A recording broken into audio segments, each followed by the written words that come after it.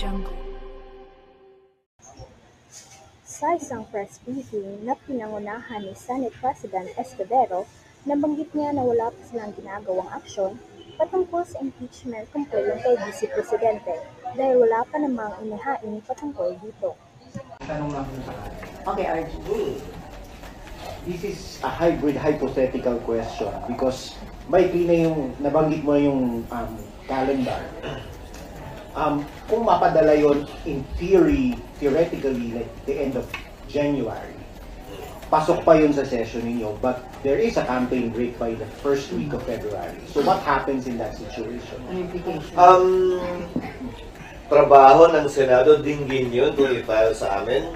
Pero ulitin ko, desisyon ng impeachment court, mayoriyang boto, hindi 2/3, hindi 3/4, kung ano ang gagawin kaugnay ng schedule ng hearing.